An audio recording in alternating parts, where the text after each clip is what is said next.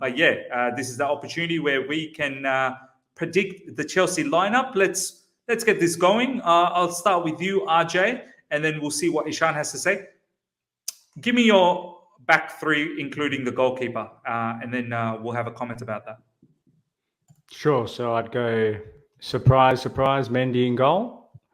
I'd go LCB Rudiger. I would go Silva here on this one. I think he's looking pretty fresh. Okay. And I would probably stick with Chalobah. I've got to say, I'd agree with PYS on this one.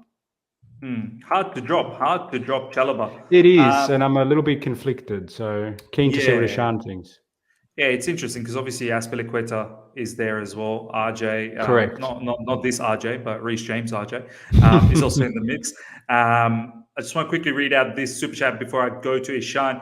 Vijay Praveen Kumar, thank you so much for the super chat. My man Thierry Henry plans to buy Arsenal. He's backed by tech investors, and the move might go down to down in the next 2 months. Yeah, look, I don't wish anything good for Arsenal, to be honest. I hope they keep with Kroenke at the moment because, I'm loving it. I hope Kroenke takes them all the way to the bin, to be honest. But if Henry ends up getting them, well, we'll see what happens. But I'm pretty sure if Henry does get that, I think Arsenal probably might be back and they might be running the way they probably need to be running as one of the top football clubs. But I'm enjoying it. I'm enjoying all the fun and games at the moment under Kroenke. But Ishan, what's your back three, including the goalkeeper?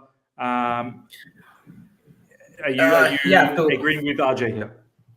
Yeah, I have to agree with RJ, but the only thing which concerns me is would Thomas Tuchel play Silva out of sudden and risk Christensen, knowing the fact that Christensen has played more in the preseason, including the last game against Crystal Palace. So that's just a concern for me. But the thing here is, if Thiago Silva is 100% fit and ready to go, I would definitely play Thiago Silva. But if he's not, then maybe it'll just be Andreas Christensen in place of Thiago Silva, or else everything is in. Yeah, I might just put in AC here. It's a good point. Yeah. Is Silva absolutely match fit? Yeah, RJ, you were going to say something? No, I was just going to say, I think the part of the motivation there is twofold. Firstly, it's obviously assuming that Silva is fit and firing, but equally is that at what point, if he is fit and ready to go, when is a good time to integrate him? So I wouldn't want to do it against a tougher team, quote unquote, but equally, because I've elected to go Chalobah, I am concerned if we don't have Silva or Azpilicueta, do we lose a little bit of that leadership influence at the back, knowing that I know we've got Rudiger, but for me, Silva or Azpilicueta should be in there to help govern the youngsters. So that's part of my thinking. And you know what? Sooner or later, we do expect Silva to play games. So this is the second Premier League game, and he has been training now for a little bit of time. Yeah, I mean, I see no reason, but I do understand, Ishan, what you mean, that if he's not 100%, Andreas Christensen is match ready. So that's why I've got Christensen as that backup over there. I would probably go with this lineup as well: Rudiger, Silva, Chalobah. Very difficult to drop Chalobah right now. Very, very difficult. He's been playing immense. And Rudiger, of course, what an absolute monster he has been for us. So he definitely starts. Mendy undoubtedly. And Silva, it could be anyone between Silva and Andreas Christensen, to be honest. But if Silva is 100% fit, I think he starts for me. Okay, I'll have a dig at the wing backs, and then I'll go to Ishan and RJ about it. This is quite tricky. This is definitely tricky because Chilwell has now been training, and he has played that game after Crystal Palace. Sooner or later, he will have to start as well. Now, the thing is, Chilwell hasn't played any competitive matches yet. So that's the other factor. So, and Alonso, once again, very good match against Crystal Palace. So how do you drop him now? Maybe Chilwell comes in and gets some minutes in the second half. Obviously now Emerson gone, by the way, ladies and gentlemen. Emerson is official to Lyon on a loan and with the obligation to buy. With the option to buy. So there should only be the Chilwell situation happening here. if Alonso needs to be substituted. I will go with Alonso to start with because Chilwell hasn't had that match fitness yet, and I would see Chilwell coming as one of the substitutes somewhere along the line, maybe. But Alonso starts for me. This one gets even more trickier. Reece James hasn't had enough game, and Azpilicueta has already played in that spot. Callum, I don't know. I thought Callum Hudson-Odoi is someone who's going to get some more minutes in that right wing back spot, but I'm not sure. I'm really not sure. I think Thomas Tuchel is going to go with experience, and I think he's going to go with his captain. I think he's going to go with Aspie. And if anything, if there is an opportunity, I don't know, RJ from the bench. I know there's not all of these players not going to happen off the bench, but I'm just putting it out that if that happens, that is the possibility. I don't know if Callum will get an opportunity again. I think it'll be Aspie. I'll go to you first up, Ishan. What's your thoughts on the wing backs?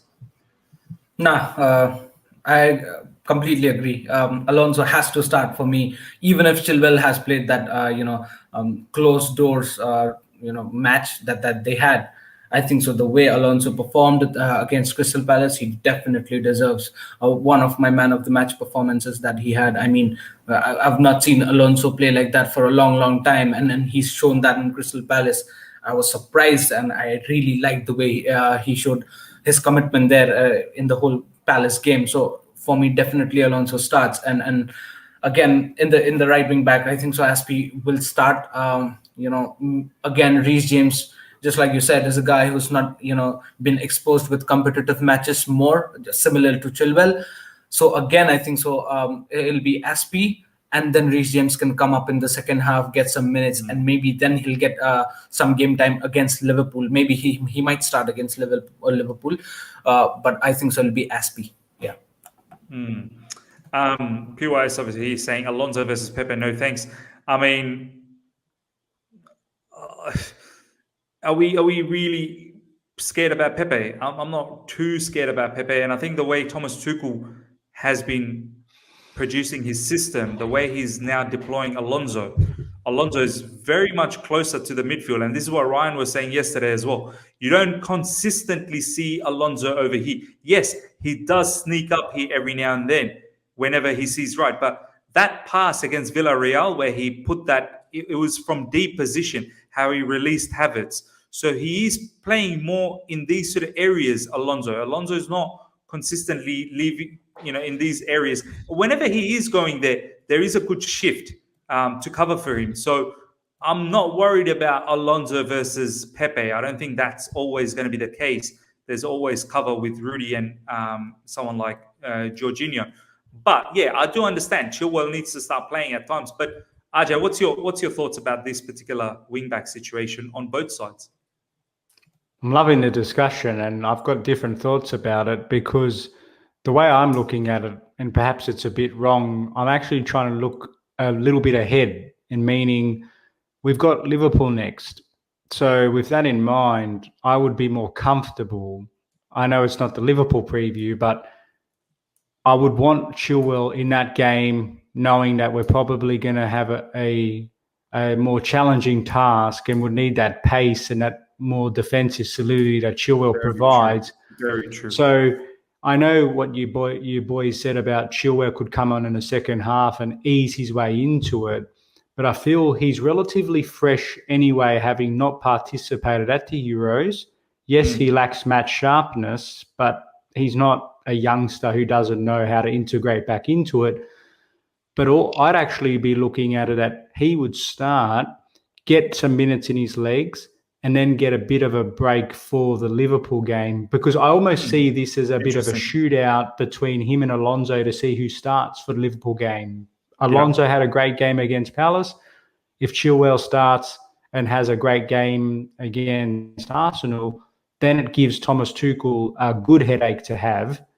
But I'm concerned then a little bit about how does Tuchel manage his rotations, because if you pick Alonso, I would go someone like Azpilicueta or Reece James. I wouldn't go Cho if you're going to pick Alonso, because I look at him as needing to be balanced. Balanced, Alonso is yeah. more attacking focused. So you need a right wing back that's more conservative in nature. And that's what Aspi or Reece James would be. So I'd have that. But if you're going to pick Chilwell, I would be more open to giving Cho a go, but I would probably select Reece James. So I'd go your combination, Alonso. If Alonso was starting, Azpilicueta partners him. If Chilwell was to start, RJ would partner him. So it's who would I go with? I would go Chilwell RJ personally, but I can understand the logic here because Alonso's in good form right now. I'm just not 100% sure whether or not Aspi at this stage, is it worth trying to run him too hard into the ground too soon in the campaign when you've got Reece James ready to rock and roll? So it's a difficult one. I'm glad I'm not the manager. I'll just say that. Absolutely. Look, I completely understand your point. Very, very compelling points, RJ. I want to throw it to the live chat then. Live chat, literally 230. I want to see your wing-back combination. Think about the match. Think about the profile that Arsenal has and tell me exactly which right wing-back and left wing-back that you'd play with. And the biggest combination, we'll see if we can plug them in. So throw in your answers now. I mean, Ishan has said Alonso as well, Aspi. I've kind of alluded on Alonso Aspi. RJ understands that as well, but he's also got compelling arguments towards Chilwell and RJ. I kind of now also see that, the other side of that coin from RJ. I do see it. So let's see what the live chat has to say. Michael is saying Alonso, Reece, PYS, Chilwell, James, Chilwell, Aspi, Chilwell, RJ, Chilwell, RJ. Okay, so all right. I think first of all we can say Chilwell is a shoo-in. Few Alonso votes coming in now. Alonso from Come On You Blues, Alonso from XOCFC, CNF is Alonso. Chilwell. I think Chilwell wins. There's quite a bit of Chilwell that's coming through. So let's go with Chilwell. But how good is this, just while you're thinking about that, how good is the fact that there's genuine competition, that it's not a straight answer? That's what I think is the best part about all of this. I love it. I love it. Absolutely love it. And on the other side, it seems to be a lot of Reece James. Majority has gone with Reece James. So this is the balance that RJ was talking about anyway. Chilwell and RJ. I mean, it would have been Cho, but the preference is probably going to be RJ because Cho's probably not going to get that opportunity. John, just quickly, I mean, you can't be too disheartened with this, yeah? No, it makes sense. It does make sense. But I mean, Reece James does make sense completely because he's got some game time under his kitty. But maybe I think so. Alonso, the way just he performed, it would be a little bit harsh on him to not give him the chance in this match. I'm thinking from just that perspective, or else any combination there would make total sense to me. But just the way Alonso performed, it really impressed me. And I do not think that Thomas Tuchel would bench Alonso after that blistering performance. But definitely agree on the fact that Chilwell has to come up, someday, and also he has to feature against Liverpool, knowing the intensity that Liverpool brings on the table. So agreed 100%. But anything that Thomas Tuchel does, I'm with him. But then my argument was that from Alonso's past performance against Crystal Palace, I think so he should have started. That's it. Yeah, you're talking more from a merit point of view that Alonso deserves, but at the same time, from a logic point of view, you also understand what Ajay is saying, that sooner or later Chilwell has to start somewhere, and he's probably going to feature against Liverpool. You might as well give him the time now. The live chat are more or less going with this as well. Just quickly before we go to the double pivot, I want to hear from both you boys. Actually, no, we'll hold that thought. I want to talk about Callum, but we'll hold that thought. How you guys want to play at your front three? I don't think there is going to be any arguments about this because I personally don't think Kante should be starting. because he's just coming back from injury. I don't want him to get injured again. Boys, are you disagreeing with this at all? We'll go with Ishan. No, I think so. Very rightly said. I think so. Maybe Thomas Tuchel, even if Kante is fit, we're very, very conservative with N'Golo Kante. Even if a little bit of injury, we do not want that injury to be very big. I think so. Thomas Tuchel would save Kante for Liverpool rather than featuring him against Arsenal. So this lineup definitely makes sense. The double pivot. I agree. We might see a Kante in the second half if Thomas Tuchel wants him to bring him in and keep the momentum a little bit running, and then he can start against Liverpool. But then I know the fact that we're very much conservative with Kante and we do not risk him a bit, and this makes total sense to me, the double pivot. Yeah, man. P-wise, I just want to quickly bring this up. Kovacic is a machine, but he's played 120 minutes and 90 minutes, another 90 minutes, 90 against Arsenal. Wow, that would be some risk. Yeah, it would, but they have had a week off, haven't they, since the last match against Crystal Palace? So it's not like they've played many matches in between. Whereas the Villarreal and the Crystal Palace was close by. So, but what can you do, because Kante was not available in this game? I mean, Ajay, I'll throw it to you. I mean, do you expect Kante to start? No, simple as that. I totally respect what PYS is saying, but that fatigue element and the risk of injury as a result of that, to me, is heightened once you have played 5 to 10 games consecutively. But the fact that you highlighted that there was a good break in between the Palace game and now, and he's a very fit guy, he's not on the tail end of his career, I genuinely don't believe that's a heightened risk. And I think for his sake, he wouldn't want to interfere, because he knows, he's a smart guy, Kovacic. He'll know that Kante is pretty much irreplaceable. Jorginho's in the form of his life. This is his real-time audition, basically, to keep himself in the train of thought of Thomas Tuchel. So I think he's going to be someone that would be pushing to play as many minutes as possible so he doesn't become forgotten. So, look, I really like the Jovic pivot of how they've been playing recently and using the merit theme, which I know I didn't stick strictly to with the wingback situation, but I think it is different. It's a long season. It's only early days.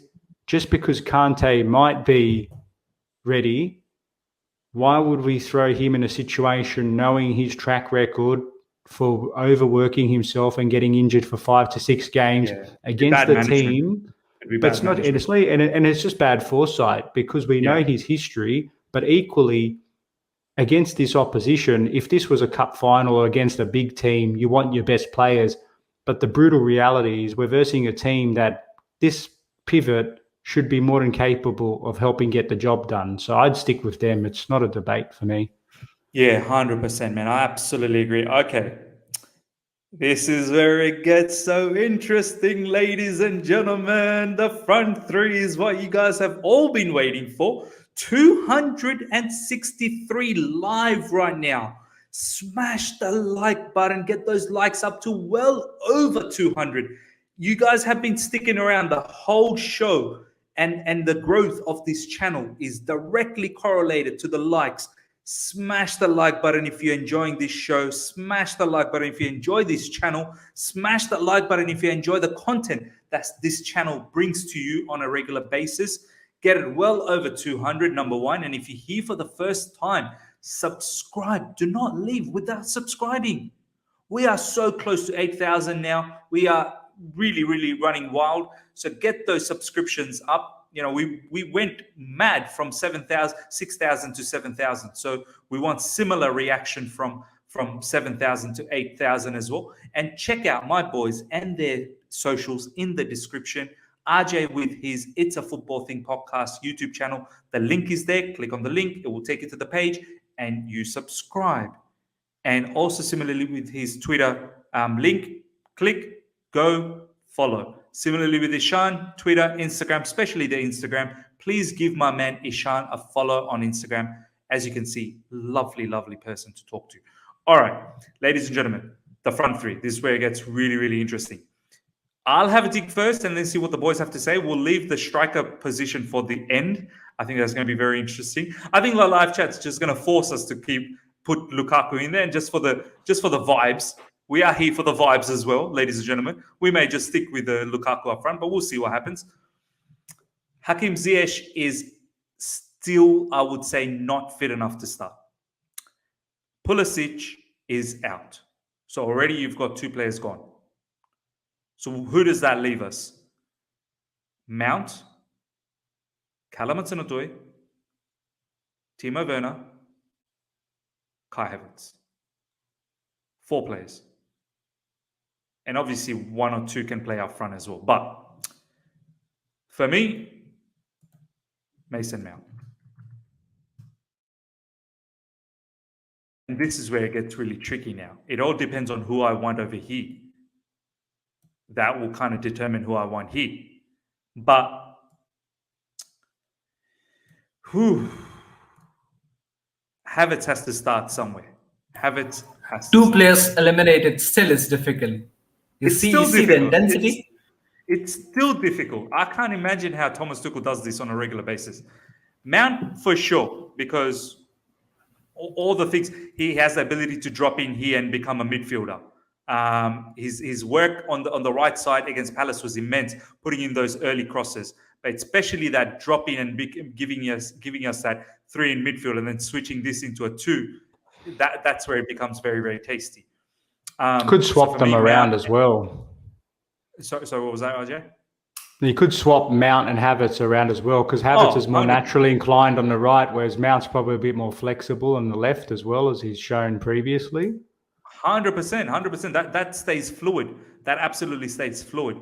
And obviously, undoubtedly, his energy, his pressing, counter pressing is all going to be very, very big attributes. And let's not forget, under Thomas Tuchel, he's been scoring goals as well. Last season, he's been scoring goals under Thomas Tuchel and assisting. Let's not forget the assist that he produced in the Champions League final. RJ, who are your 2 inside forwards behind the striker?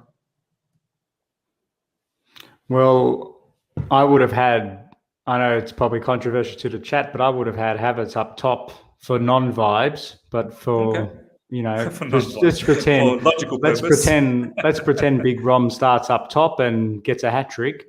Behind Rom, I'm happy to leave Rom up top, but behind him, I would go who you've got. But the reality is what's on screen is what's not going to transpire in terms of what the general ebb and flow of the game is. The reality is both Chilwell and RJ will be largely advanced up the pitch because we will more than likely be in dominance of possession. So that's where it's going to be quite interesting to see the relationship between who's the wing back selected versus those inside forwards. So if it's Mount on the left, Mount and Chilwell have good chemistry. Havertz and Reece James haven't done that much together on the right-hand side, but I think there's going to be a lot of interchangeability between the inside forwards. But equally, as we saw against Crystal Palace, an important part of this whole process was to see how both Kovacic and George connect the dots. Like what we saw against Palace, how many times did we see Azpilicueta, Reece Mount, and Jorginho occupying that top right-hand side, and then Jorginho would make a diagonal switch over to Alonso because all the attention was on the right-hand side. Mm-hmm. So for me, it just depends on how advanced those 2 midfields can get up the line and what Thomas Tuchel believes the best chemistry is between those inside forwards and the wing-backs he selects. So look, how you've got it is how I'd leave it. Yeah. But my natural pick, I would have put Havertz up top because I know he's done it before and he's worked well with Mount.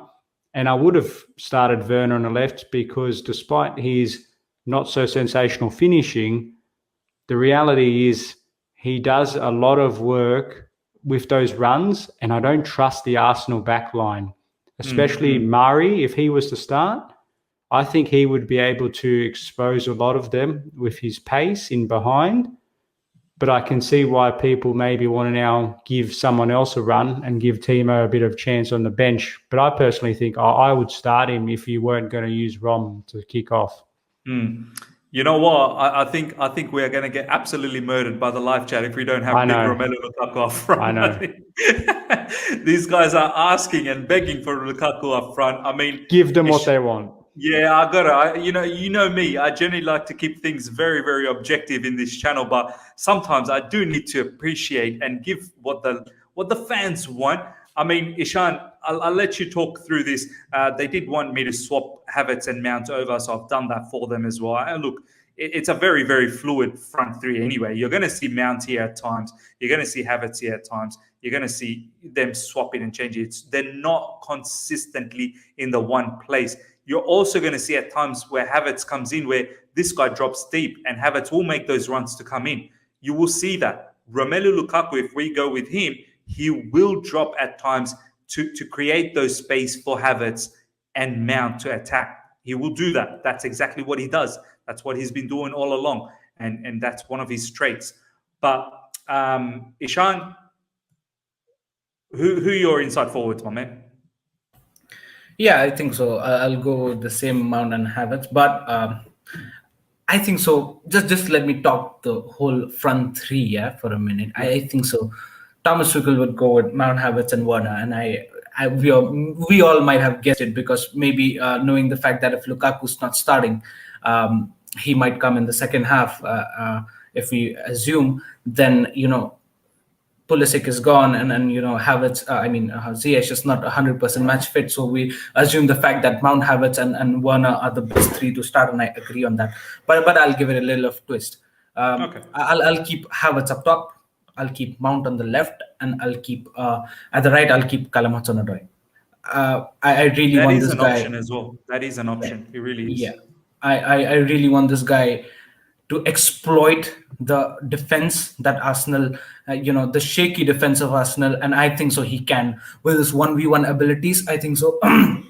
Pulisic was really, really important part of this team. If Pulisic was fit, he definitely would have played because his dribbling skills is very important in terms of just barging into the defense and creating something out of nothing. I think so. Callum Hudson-Odoi is going to be very vital in terms of that because we all know the fact that Timo Werner is not that best in terms of his dribbling abilities, and especially if you compare that with Callum Hudson-Odoi. So Callum Hudson-Odoi again with his combination play with Reece James, or maybe even let's say Azpilicueta, is going to be very crucial, and Hudson-Odoi is going to exploit that defense, the central defense that Arsenal are going to play. So I think so. I would definitely go with this. Also, just talking about the flexibility factor that we are thinking, Hudson-Odoi could in the mid of the match, he could shift on the left side where he's more of a flexible player. And that area, is the strength of Callum Hudson-Odoi, where he can also express himself to the fullest.